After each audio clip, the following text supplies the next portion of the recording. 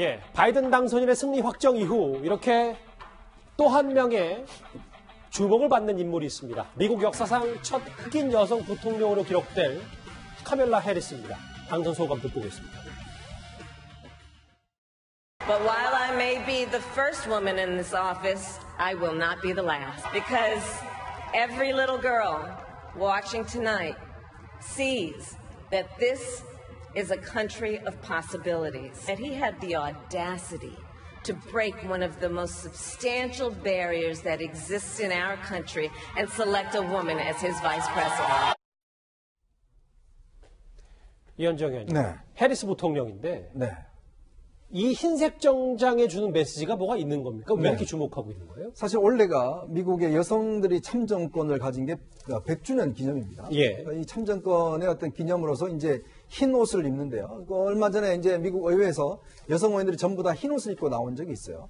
그 상징에서 이제 카멜라 해리스가 바로 이제 흰 옷을 아래에 입고 나와서 이제 저 연설을 했는데, 저는 이번에 당선 그 연설을 보면서 물론 바이든 대통령 당선자도 주목됐지만 예. 해리스 부통령 당선자 연설이 상당히 주목이 됐습니다.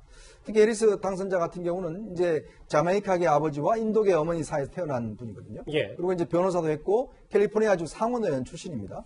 그리고 이번에 사실 대선 경선에 나왔었어요. 그렇지만 이제 떨어져서 나중에 부통령으로 지목이 됐는데 굉장히 좀 진보 쪽에 가까운 그런 생각을 많이 갖고 있어요.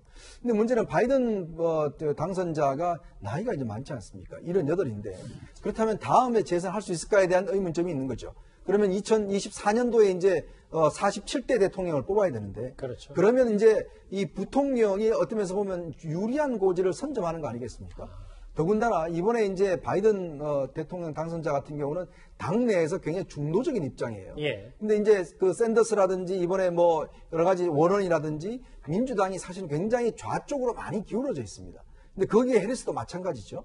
자, 그러면 이걸 바이든 대통령 당선자가 상당히 중심을 잡고 있는데 아마 미국의 민주당이 앞으로는 더 어떤 면에서 보면 좀 좌쪽으로 어떤 움직일 가능성이 있어요. 그렇게 될 경우에 해리스의 어떤 정적 위상이 굉장히 높아질 수 있습니다. 그리고 본인도 굉장히 자신감 있게 연설하지 않습니까? 이 유리천장을 뚫었다는 이야기와 함께 그리고 여기서 끝이 아닐 것이다라는 시사점이 있었지 않습니까? 바로 그 이야기는 앞으로 나의 길은 결국 대통령까지 도전하겠다는 것이기 때문에 아마 앞으로 해리스가 어떤 지금 펜스와는 달리 굉장히 정책 결정이나 어떤 실제 움직이는 데 있어서 굉장히 중요한 역할을 할 가능성이 있습니다. 뭐 그 뜻과 혹은 뭐 앞으로 이제 줄줄이 본인 후배들, 여성 부통령, 여성 정치인들이 이제 권좌에 오를 수도 있다, 뭐 이런 의미도 있을 텐데요. 근데 구정처장, 네. 아까 이현정 의원이 잠시 나이 얘기해줬는데 네. 정말 네. 지금도 바이든 당선인이 최고령 대통령이 됐잖아요. 네. 78살. 네. 그것 때문에 정말 차기 주자 얘기가 그냥 계속 지금부터 나오는 겁니까? 네.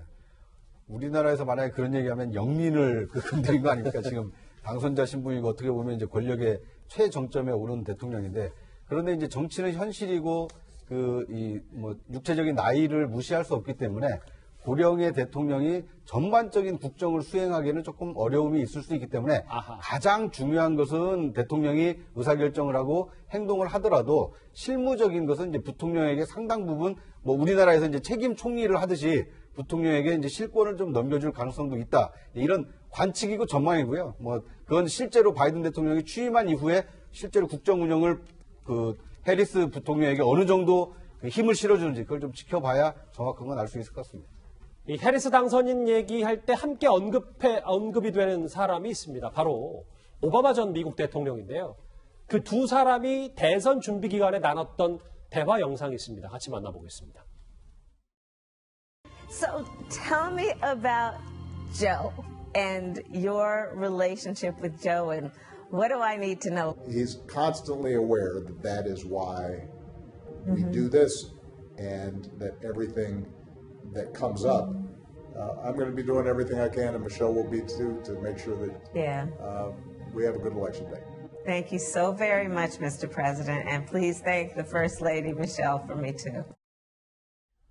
실제로 오바마 전 대통령도 이번 선거에서 꽤 정말 열정적으로 바이든 당선인을 이제 응원하고 지지 연설을 했는데 공통점이 좀 많잖아요. 그래서 더 주목을 받는 것 같기도 하고요. 예, 그렇습니다. 지금 화면에서 보시는 것 같이 일단 유색 인종이에요. 그 다음에 다 이민 2세인 거고 또 법조인 출신이라는 장점, 그 특징도 공유하고 있습니다.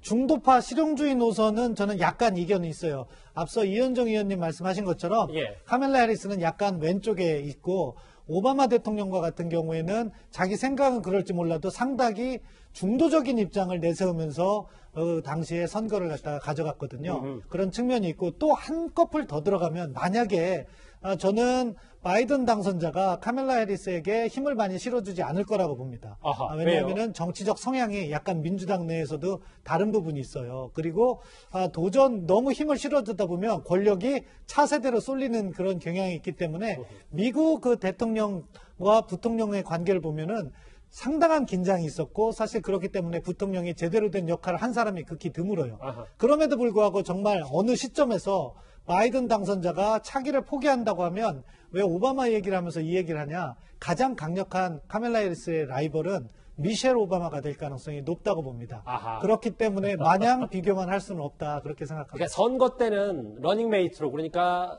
대통령과 부통령 후보로 꽤 보완 관계가 있었던 게 바이든 당선인과 해리스 당선인인데 앞으로의 정치적인 견제와 혹은 미셸 오바마 여사까지의 삼각관계가 보면 꽤 복잡할 수도 있겠군요. 알겠습니다.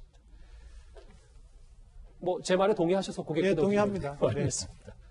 이 소식은 여기까지 정리를 했습니다. 미 대선 트럼프 대통령의 버티기 그리고 바이든 당선인의 이 주변인들의 면면 살펴봤습니다.